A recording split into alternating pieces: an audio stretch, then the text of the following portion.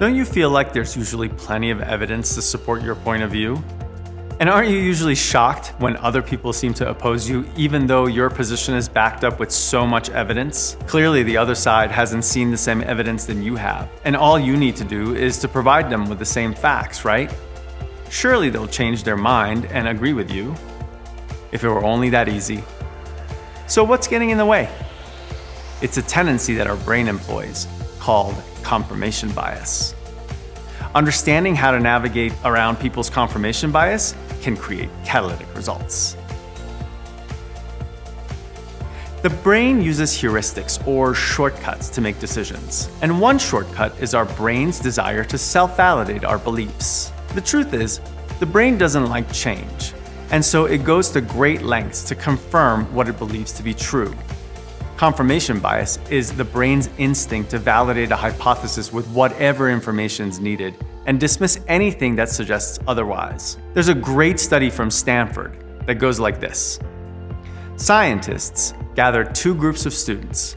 Group A, who agreed with capital punishment as a deterrent of crime, and Group B, who opposed it.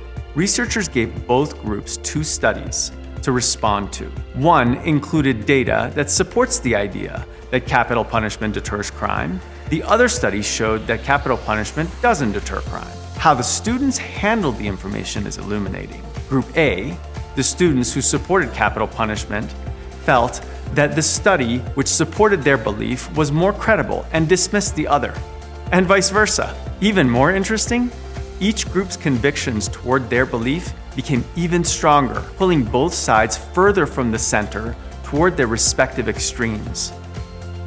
Now, if your job depends on communicating with or persuading scientists or clinicians, say if you're a salesperson or a marketer or in internal communications, you're probably used to the axiom that scientists just want data. But if your sales or growth depends on your audience changing a current belief, more data to convince them may actually retrench them further into their current belief.